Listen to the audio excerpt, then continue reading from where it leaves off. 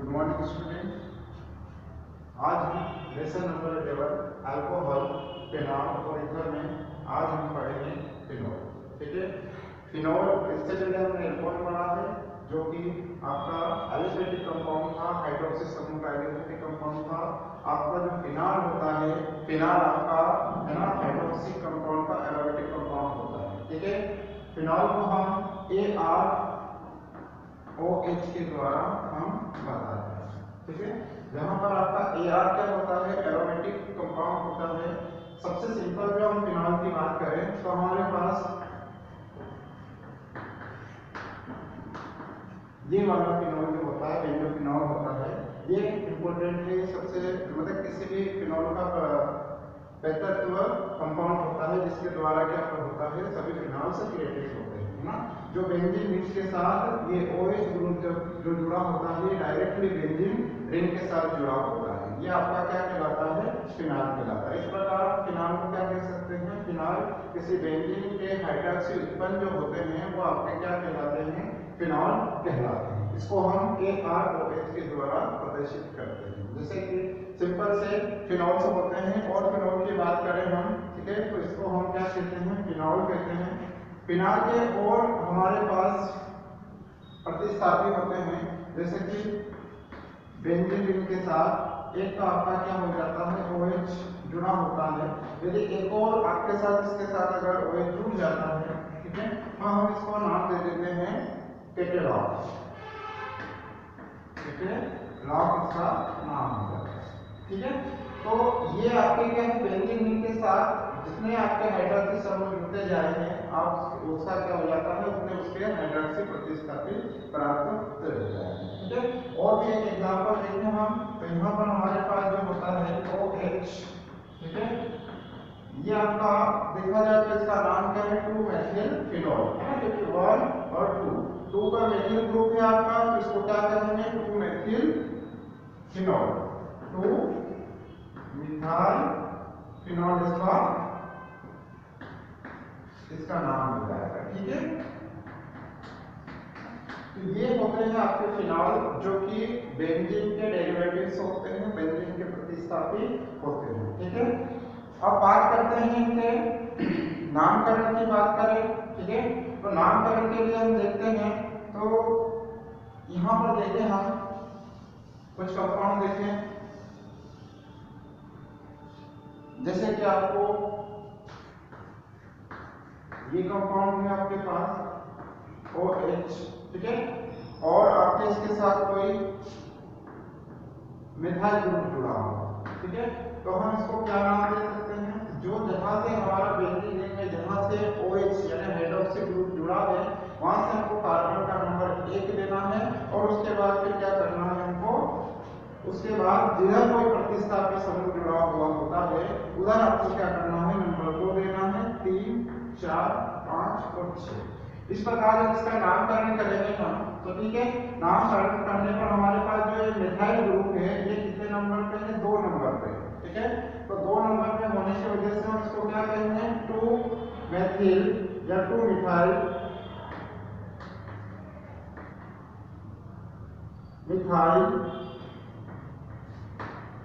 और इस पूरे की वजह से हम क्या कह देंगे, फिनॉल। तो क्या आ जाएगा इसका, 2-मिथाइल फिनॉल इसका नाम आ जाएगा। ठीक है, इसके साथ हम देखते हैं, तो जब हम यहाँ पे बात करते हैं, तो ये वाली जो आपकी सामान्य नामकरण में देखें, तो ये आपके आर्थो पोजीशंस होती है। ठीक है, ये आपकी मेटा पोजीशंस होती है और आपकी पैरा पोजीशंस होती है। तो इस प्रकार हम क्या कह सकते हैं, इसका एक और नाम लिख सकते हैं, आर्थो मिथाइल फिनॉल इसका नाम लिखा जा सकता है। ठीक है, क्या लिखा जा सकता है, आर्थो मिथाइल फिनॉल इसका नाम हम लिख सकते हैं। इसी के साथ देखिए, तो हम इसको एक और नाम दे सकते हैं, आर्थोप्रिसॉल। क्या नाम दे सकते हैं, आर्थोप्रिसॉल भी नाम दे सकते हैं। ठीक है, क्योंकि आर्थो पोजीशन का आपका मिथाइल ग्रुप है, तो आप इसको क्या कह सकते हैं, आर्थोप्रिसॉल कह सकते हैं। अगर आपका मेथिल ग्रुप यदि आप यहाँ पर आ जाता है, ठीक है, तीसरे नंबर के कार्बन पर आ जाएगा, तो आपका इसका नाम क्या हो जाएगा, 3-मिथाइल फिनॉल। और यहाँ पर आपका क्या है, मेटा है, तो मेटा मिथाइल फिनोल इसका नाम हो जाएगा, ठीक है, और मेटा क्रिसोल इसका एक नया नाम हो जाएगा। इस प्रकार हम क्या कर सकते हैं, इसका नामकरण कर सकते हैं। और आप देखिए कुछ एग्जांपल हम देखते हैं इसमें कि इसके नामकरण के और कुछ एग्जांपल, जैसे कि अगर यहाँ पर आपका फिनोल है और यहाँ पर आपका NH2 जुड़ा हुआ है, ठीक है, ये एमिनो ग्रुप है आपका, ठीक है, तो जब इस पर बात की जाए तो इसका नामकरण क्या होगा, तो जहां से आपका ये चालू हो रहा है वो है, वहां से आपको क्या नाम देना है, 1 नाम देना है, 2, 3, 4, 5 एंड 6, ठीक है। तो 3 पर आपका क्या है, एमिनो है, तो आप क्या लिखोगे 3 एमिनो, 3 एमिनो, और ये पूरा क्या है आपका फिनोल, 3 एमिनो फिनोल इसका नाम होगा, ठीक है। अगली बात करें तो यहाँ से आपका क्या हो जाएगा, वापस देखिए आपका, तो ये आपका आर्थो मेटा एम्पेरा हो जाएगा, तो इसका आपका क्या नाम हो जाएगा, मेटा एमिनो, ठीक है, मेटा एमिनो फिनोल इसका नाम हो जाएगा, ठीक है। इसके साथ हम देखें और भी बहुत सारे एग्जांपल्स है जिससे हम नामकरण कर सकते हैं, ठीक है। अब यदि इसके साथ हाइड्रोक्सी समूह से कोई ज्यादा ही महत्वपूर्ण या ज्यादा प्रतिस्थापी आपका कोई फंक्शनल ग्रुप आ जाता है, कोई क्रियात्मक समूह आ जाता है, जैसे CHO एल्डिहाइड जो है आपके हाइड्रोक्सी समूह से ज्यादा ही क्या होता है, पावरफुल होता है, तो इसकी वजह से इसका नाम क्या हो जाता है, अब आपके जो कार्बन का नंबर यहाँ से चालू होता है और फिर इधर की तरफ जाता है, तो 1, 2, 3, 4, 5 और 6, ठीक है। तो अब इसका नाम चेंज हो जाता है, अब आपका जो पहले फिनोल था, फिनोल नहीं रहेगा इसका नाम, और इसका नाम चेंज हो जाएगा, क्या हो जाएगा, अब आपका 2 नंबर में क्या हो जाएगा, हाइड्रोक्सी, 2 हाइड्रोक्सी, 2 हाइड्रोक्सी, ठीक है। और ये आपको क्या होगा, एल्डिहाइड है, ठीक है, और बेंजीन के साथ जुड़ा हुआ है तो क्या आ जाएगा, बेंजेल्डिहाइड, क्या आ जाएगा, बेंजेल्डिहाइड, है ना, क्या नाम हो जाएगा इसका, बेंजेल्डिहाइड। तो इसका नाम अपन क्या करते हैं, 2 हाइड्रोक्सी बेंजेल्डिहाइड, ठीक है। इसी के साथ और एक कंपाउंड देखें तो हम देखते हैं कार्बोक्सिलिक कंपाउंड देखते हैं, तो कार्बोक्सिलिक कंपाउंड में क्या होता है, जैसे कि आपने यहाँ COOH एक कार्बोक्सिलिक कंपाउंड आपने लिया, तो इसका नाम हो जाएगा 4 हाइड्रोक्सी, ठीक है, 1, 2, 3 और 4, 5, 6, 4 हाइड्रोक्सी, और आपका क्या आ जाएगा, इसका नाम क्या आ जाएगा, 4 हाइड्रोक्सी बेंजोइक अम्ल, तो ये 4 नंबर का आपका हाइड्रोक्सी हो गया, ठीक है, और आपका ये बेंजीन और ये कार्बोक्सिलिक, तो आपका इसका नाम क्या हो जाएगा, बेंजोइक अम्ल, क्या नाम हो जाएगा, बेंजोइक अम्ल इसका नाम हो जाएगा। तो ये आपके फिनोल के नामकरण की आपके क्या है, नामकरण की विधि है, इसको किस प्रकार से इसका नामकरण किया जा सकता है। अब हम बात करेंगे फिनोल को बनाने की विधि, ठीक है। फिनोल को बनाने की विधि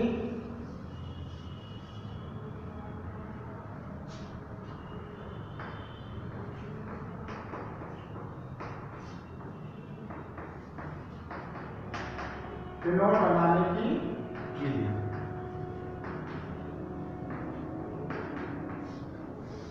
ठीक है। तो फिनोल को बनाने के लिए हम देखें तो फिनोल को हम बेंजीन सल्फोनिक अम्ल के द्वारा बना सकते हैं। पहली विधि आपके पास क्या होती है, बेंजीन सल्फोनिक अम्ल के द्वारा, ठीक है, हम क्या कर सकते हैं, फिनोल को बना सकते हैं, ठीक है। बेंजीन सल्फोनिक अम्ल देखिए तो सबसे पहले हम क्या करते हैं, C6H6 पर हम क्या करते हैं, या बेंजीन पर सबसे पहले हम सल्फोनिक अम्ल की अभिक्रिया करते हैं, या फिर यहाँ देखिए क्या करते हैं, H2SO4 लेते हैं, यानी आपका क्या होता है, ओलियम होता है, ठीक है। जब इसकी क्रिया करवाई जाती है तो यहाँ से हमारे पास क्या प्राप्त हो जाता है, C6H5, ठीक है, C6H5 SO2 और OH, ठीक है। और यहाँ से आपके पास क्या हो जाता है, ये आपका बेंजीन सल्फोनिक आपके पास क्या आ जाता है, अम्ल आ जाता है, बेंजीन सल्फोनिक अम्ल।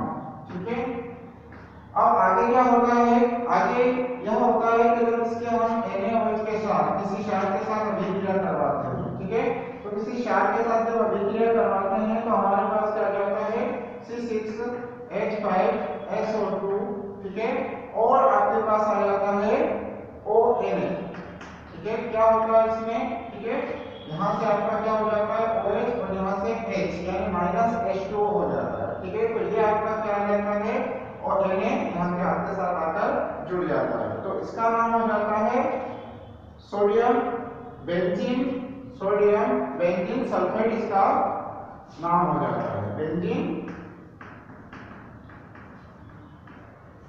ठीक है, ये बेंजीन आपका सोडियम बेंजीन सल्फेट, इसका क्या नाम हो जाता है, सोडियम बेंजीन सल्फोनेट, इसका नाम हो जाता है। अब आगे क्या होता है, आगे यह प्रोसेस होती है कि वापस जब इसकी अभिक्रिया हम करवाते हैं, ठीक है, NaOH से, और अब हम टेम्परेचर क्या करते हैं 300 डिग्री सेल्सियस पर लेते हैं, ठीक है, तो हमारे पास वापस क्या प्राप्त होता है C6H5ONA प्राप्त हो जाता है, ठीक है, C6H5ONA यानी सोडियम फिनॉक्साइड हमारे पास प्राप्त होता है। और जब इसका वापस हम क्या कर देते हैं HCl के साथ जब रिएक्शंस कर देते हैं, ठीक है, तो HCl के साथ जब रिएक्शंस करते हैं तो हमारे पास क्या प्राप्त हो जाता है -NaCl हो जाता है, और आपके पास क्या प्राप्त हो जाता है C6H5 और यहाँ O और यहाँ पे आपके साथ क्या जाता है H आ जाता है, तो ये आपका क्या बन जाता है फिनॉल प्राप्त हो जाता है, ठीक है। तो यहाँ पर ये आपका फर्स्ट है बेंजीन सल्फोनिक अम्ल द्वारा हम क्या कर सकते हैं फिनॉल को क्रिएट कर सकते हैं, ठीक है, ये पहली मेथड है आपकी। अब दूसरी मेथड देखते हैं हम,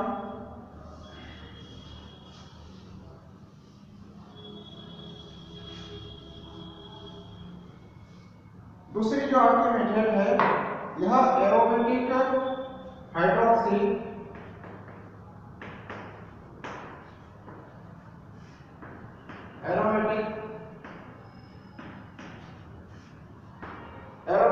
हाइड्रोक्सी अम्लों का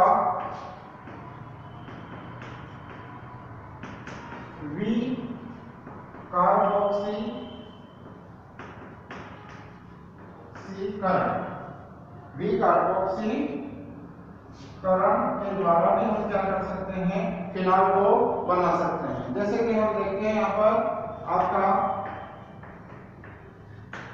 COONA, ठीक है, और आपके साथ यहाँ पर क्या है OH है, ठीक है, जब हम इसकी अभिक्रिया NaOH के साथ करते हैं, ठीक है, जब इसकी अभिक्रिया हम किसके साथ कर देते हैं NaOH के साथ और CaO इसके साथ लेते हैं तो हमारे पास क्या प्राप्त होता है, यहाँ से Na2 प्राप्त, देखो यहाँ से आपको क्या हो जाएगा Na2, ठीक है, और CO और एक O ये आ गया तो क्या हो जाएगा CO3, ठीक है, Na2CO3 यानी सोडियम कार्बोनेट आपका बाहर हो जाएगा और यहाँ से जो आपका NH है यहाँ पर आकर शिफ्ट हो जाएगा, तो आपके पास क्या प्राप्त हो जाएगा, यहाँ देखिए तो ये आपके पास एक फिनॉल प्राप्त हो जाएगा, ठीक है। तो इस प्रकार हम देखें तो यहाँ पर आपके पास क्या हो जाएगा प्राप्त हो जाएगा। तो इस प्रकार हम देखें तो हमारे पास यहाँ पर Na आएगा और HCl की जो अभिक्रिया कराई जाएगी तो NaCl बाहर हो जाएगा और आपके पास क्या प्राप्त हो जाएगा फिनॉल प्राप्त हो जाएगा, ठीक है। तो इसलिए डाइहाइड्रोक्सी फिनॉल हो जाएगा, इसका नाम क्या हो जाएगा फिनॉल, और डाइहाइड्रोक्सी फिनॉल इसका प्राप्त हो सकता है, ठीक है। तो इस प्रकार हम देखें यहाँ से Na2CO3 गायब हो गया है, ठीक है, यहाँ पे कुछ भी नहीं रहेगा, ठीक है, तो ये आपके पास फिनॉल प्राप्त होता है, ठीक है। इस प्रकार अगली जो रिएक्शंस हैं डाइएज़ोनियम लवण के साथ कर सकते हैं। तो डाइएज़ोनियम लवण के साथ देखें हम, तो डाइएज़ोनियम लवण के साथ इस प्रकार की आपकी अभिक्रिया हो जाएगी। तो यहाँ पर देखें डाइएज़ोनियम लवणों से देखें तो हम देखते हैं यहाँ पर, ठीक है। तो डायज़ोनियम लवण यानी सबसे पहले आपका क्या प्राप्त हुआ है, ये आपका क्या है, एमीन है, ठीक है। और एमीन की जब हम रिएक्शंस किससे करते हैं, NaNO2 से करते हैं, ठीक है। सोडियम नाइट्रेट से जब करते हैं प्लस आपका क्या करते हैं, HCl, ठीक है। तो ये जो NaNO2 और HCl होता है, ठीक है, ये नाइट्रस अम्ल कहलाता है। क्या कहलाता है, नाइट्रस अम्ल कहलाता है, ठीक है। इन दोनों की अभिक्रिया जब हम कराते हैं, ठीक है, तो हमारे पास सबसे पहले तो क्या होता है, बेंजीन डायज़ोनियम साल्ट प्राप्त होता है, ठीक है। बेंजीन डायज़ोनियम साल्ट प्राप्त होता है,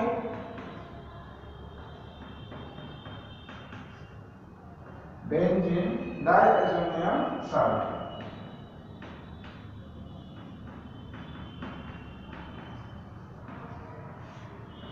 ठीक है। और जब हम इसकी क्रिया अगली प्रोसेस क्या करते हैं, जब इसकी H2O से क्रिया करवाते हैं, गर्म करते हैं, तो हमारे पास क्या प्राप्त हो जाता है, फिनोल प्राप्त हो जाता है, ठीक है। यहाँ आपका क्या आ जाता है, OH आ जाता है, ठीक है। यहाँ से नाइट्रोजन गैस आपकी बाहर हो जाती है और आपका ये क्या हो जाता है, HCl प्राप्त हो जाता है। तो इस प्रकार ये इस मेथड के द्वारा भी हम क्या कर सकते हैं, फिनॉल को प्राप्त कर सकते हैं, ठीक है। अगली जो है आपकी ग्रिग्नार्ड अभिकर्मक के द्वारा भी हम क्या कर सकते हैं, ग्रिग्नार्ड अभिकर्मक के द्वारा हम फिनॉल को बना सकते हैं, ठीक है। तो ग्रिग्नार्ड अभिकर्मक के द्वारा कैसे होगी, ये देखिए, ग्रिग्नार्ड अभिकर्मक द्वारा, ठीक है। तो ग्रिग्नार्ड अभिकर्मक क्या होता है, आपका RMgX होता है, ठीक है। तो जब RMgX की कैसे होता है, C6H5, ठीक है, MgBr ले लीजिए, यानी फेनिल मैग्नीशियम ब्रोमाइड हो गया। फेनिल मैग्नीशियम ब्रोमाइड की जब हम क्रिया करते हैं प्रकाश की उपस्थिति में, ठीक है, प्रकाश की उपस्थिति में O2 से करते हैं, ठीक है, प्रकाश की उपस्थिति में जब O2 से करते हैं तो हमारे पास जो होता है, फिनॉक्सी मैग्नीशियम ब्रोमाइड प्राप्त होता है, फिनॉक्सी मैग्नीशियम ब्रोमाइड प्राप्त होता है, फिनॉक्सी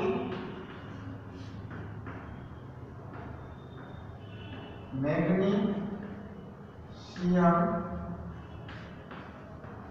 ब्रोमाइड प्राप्त होता है।